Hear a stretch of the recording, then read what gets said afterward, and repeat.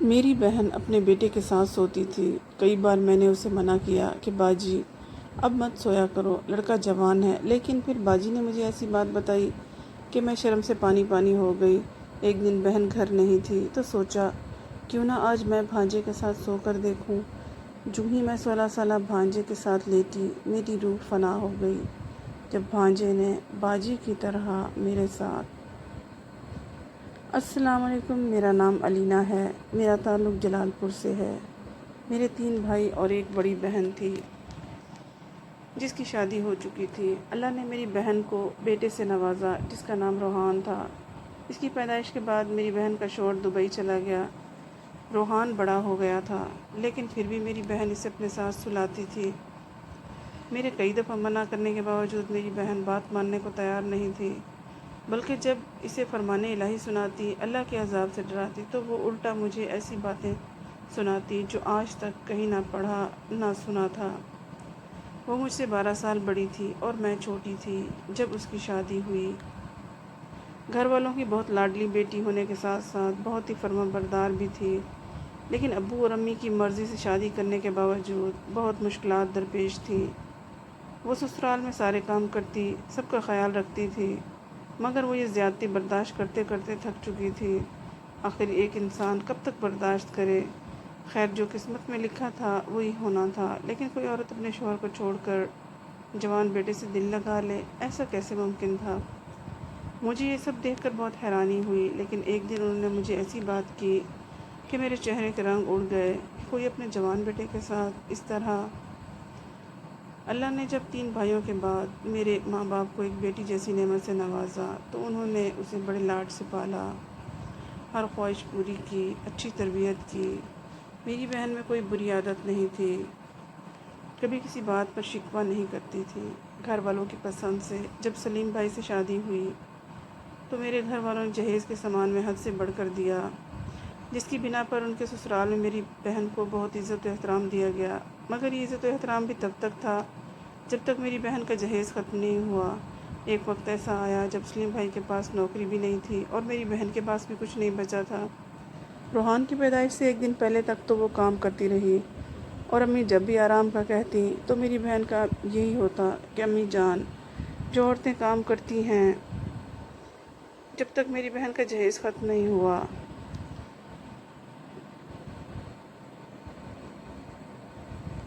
سلیم بھائی کی نوکری بھی نہیں تھی اور میری بہن کے پاس بھی کچھ نہیں تھا۔ میری بہن روحان کی پیدائش کے وقت تک کام کرتی رہی اور آرام کا نہیں سوچا،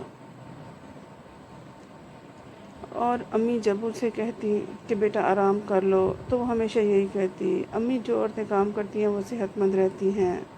امی ابو سب گھر والے اس کی طرف سے بے فکر تھے کہ وہ ہر مشکل کا سامنا کرنے کو تیار تھی، لیکن ادھر سب تو میری عادتوں نے فکر میں ڈال رکھا تھا۔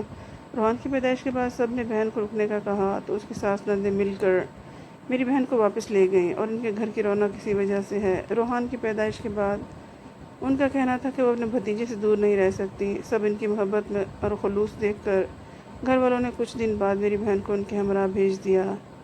روحان کے گھر جاتے ہی سلیم بھائی نے خوشخبری دی کہ ان کا دبئی کا ویزا لگ چکا ہے اور وہ دبئی جا رہے ہیں۔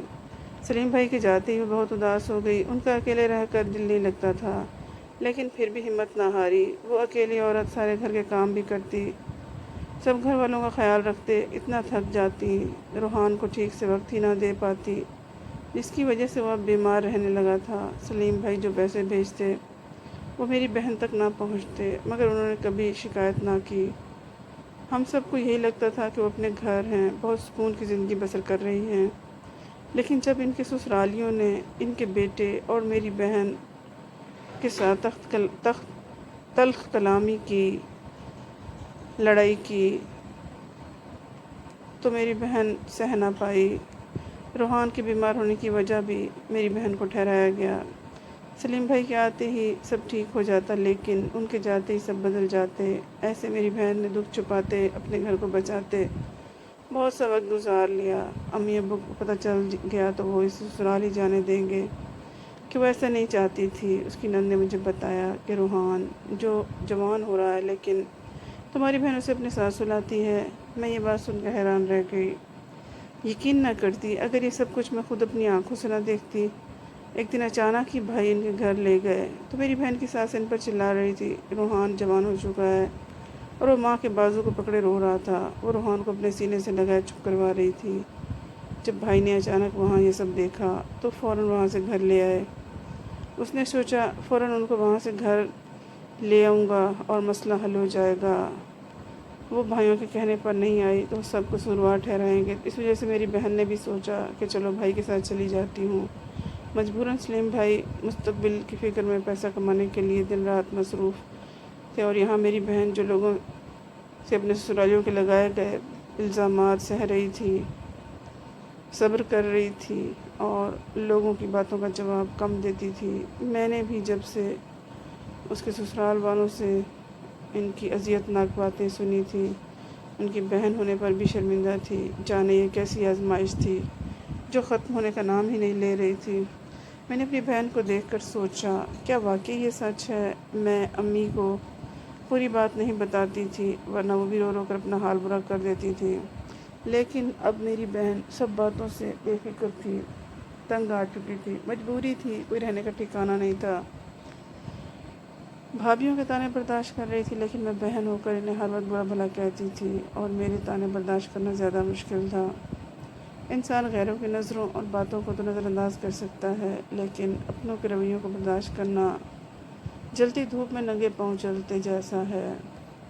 لیکن اب وہ یہاں بھی روحان کے ساتھ سونے لگی۔ میرے لاکھ منع کرنے کے باوجود وہ اپنی عادت سے مجبور تھی، سب کو خوش رکھتی، سب کے دکھ درد میں ساتھ دیتی، مگر اپنا راز ابھی تک راز ہی رکھے ہوئے تھی۔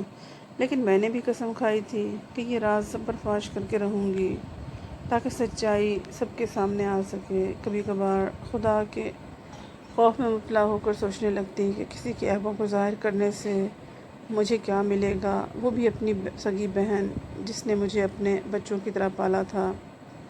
اب انہوں نے ہر صورت میں کہ جانے کا فیصلہ کیا اور سلیم بھائی سے کہہ کر سب گھر والوں کو بھی راضی کر کے اپنے سسرال چلی گئی۔ وہاں وہ اپنے کمرے تک محدود رہتی، یہاں روحان کو لے کر میرے کمرے میں میرے ساتھ رہنا پڑتا، کیونکہ بہن کی شادی سے پہلے بھی ان کا یہی کمرہ تھا جو اب میرا تھا۔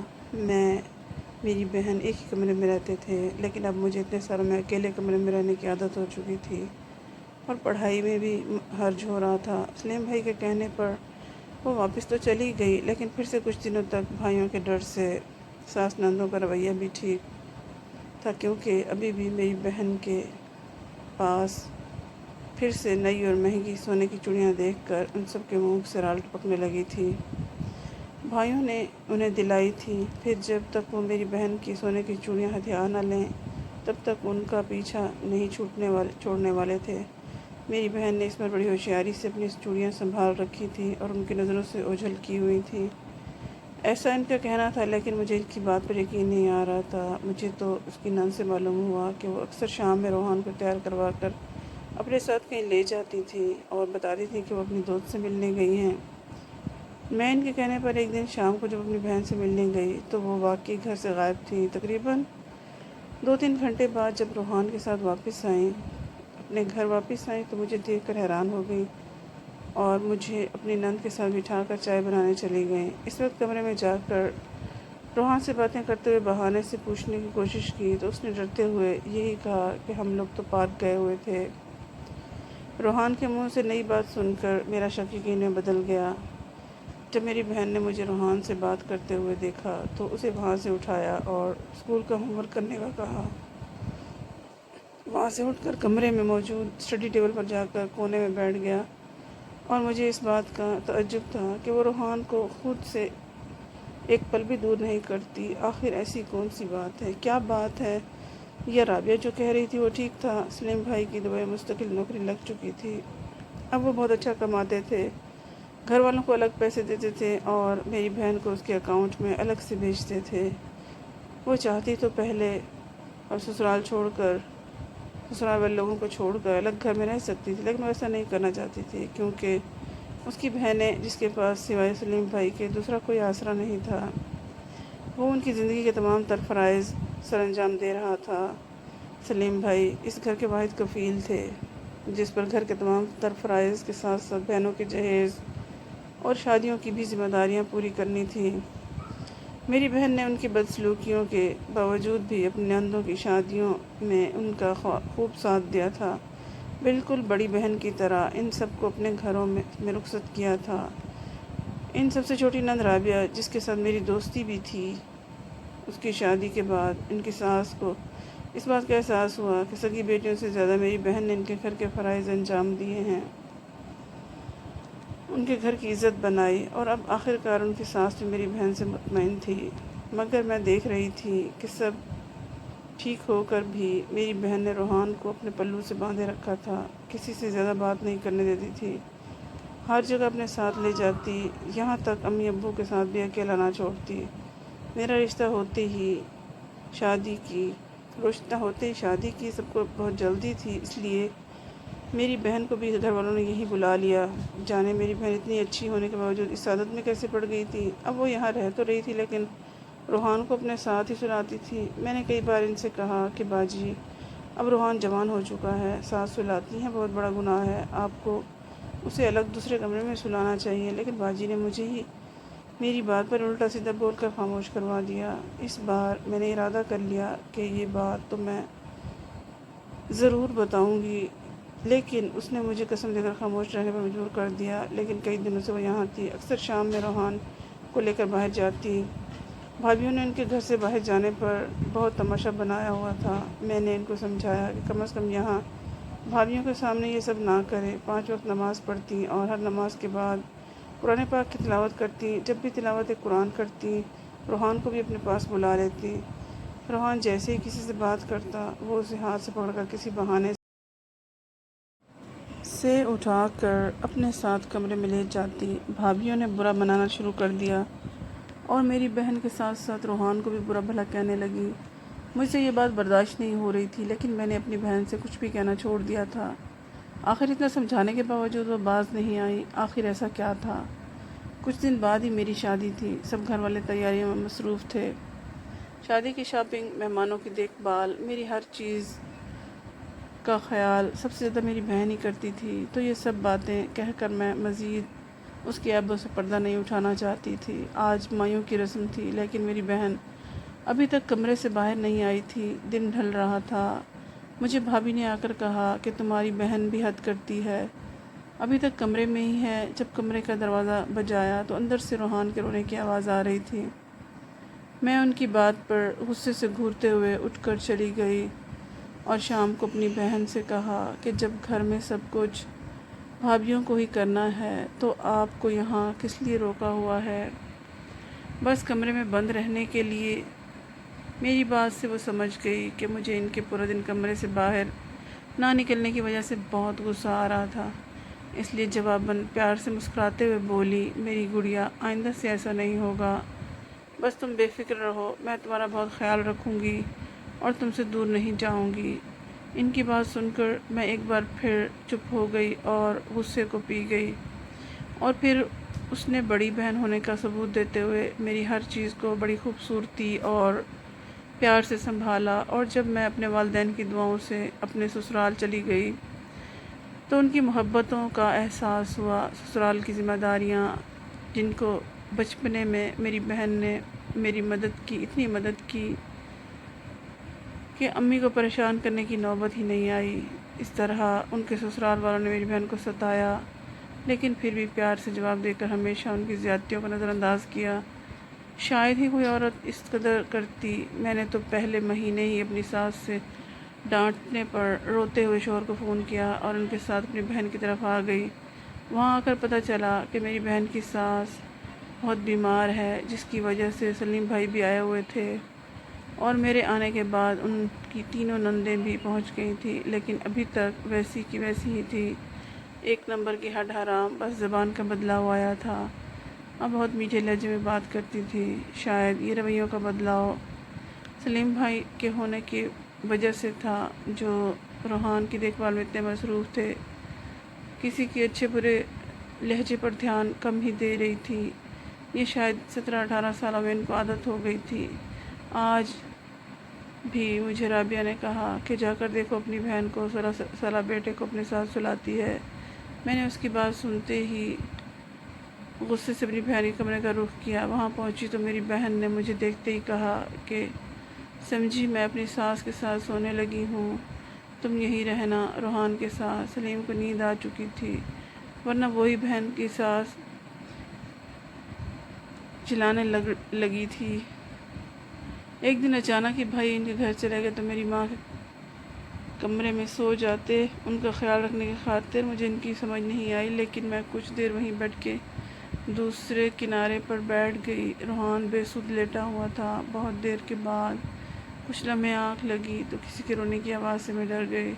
آنکھ کھلی تو بے ہوش اڑ گئے۔ روحان جو اپنے ہوش آواز کھو کر اپنے دونوں ہاتھوں کو مروڑ رہا تھا، ساتھ ہی عجیب خراش دار آوازوں سے چیخ رہا تھا۔ میں اس کے دونوں ہاتھ پکڑ کر دبانے لگی۔ روحان روحان پکار کر اسے بلانے لگی۔ اتنے میں میری بہن آ گئی اور دروازہ کھولتے ہی تقریباً بھاگتی ہوئی روحان کے قریب آ گئی اور ایک آواز میں اس پر قرآنی آیات پڑھ کر دم کرنے لگی۔ جلدی سے اس کی دوائی لے آئی اور مجھے اس کے ہاتھ پکڑنے کو کہا، پھر اسے دوائی پلائی۔ چند لمحے چیخنے کے بعد اس پر نیند کی غنودگی طاری ہو گئی اور آہستہ آہستہ وہ خاموش ہو گیا۔ میں سارا معاملہ دیکھ کر شرم سے پانی پانی ہو گئی۔ میری شادی کے دنوں بہن نے بتایا تو تھا کہ روحان کو ایک ایسی بیماری ہے جس کی وجہ سے وہ اسے کبھی اکیلا نہیں چھوڑتی، اور اس بیماری کی وجہ سے اس کے دماغ کو بھی اثر ہوا ہے۔ وہ دیکھنے میں جوان ہے، لیکن اس کی سمجھ بوجھ چھوٹے بچوں کی طرح ہے، جس وجہ سے اس کے بھی سوال کا جواب دے کر یہ ظاہر کر دینا کہ وہ ایک اب نارمل بچہ ہے۔ یوں سب لوگ اس بچے کو تنگ کرتے اور میں تکلیف میں پڑ جاتی۔ اب میری بہن تب تک کمرے سے نہیں نکلتی تھی جب تک روحان کی طبیعت سنبھل نہ جاتی۔ ہر نماز کے بعد قرآن کی آیات پڑھ کر دم کرتی، سب کے ساتھ اچھی رہتی، صرف اس لیے کہ وہ اپنی اولاد کا خیر چاہتی تھی۔ ڈاکٹر نے امید دلائی تھی کہ وہ ایک دن ٹھیک ہو جائے گا، تو میری بہن نے بھی اللہ کو راضی رکھنے میں بھلائی جانی۔ میں ہمیشہ باجی سے لڑتی تھی کہ سب نندوں کی زیادتیوں کو برداشت کر کے مجھے ہمیشہ شرمندہ کرتی ہیں، لیکن بہن کی نیت میں تو اپنے رب کی رضامندی تھی۔ آج کبھی میں اپنے بچپنے میں گھر چھوڑ کر چلی آئی تھی، لیکن میری بہن کی ہمت اور صبر دیکھ کر اپنے گھر واپس چلی گئی۔ مزید کہانیاں سننے کے لیے ہمارے چینل کو سبسکرائب کیجیے۔ شکریہ۔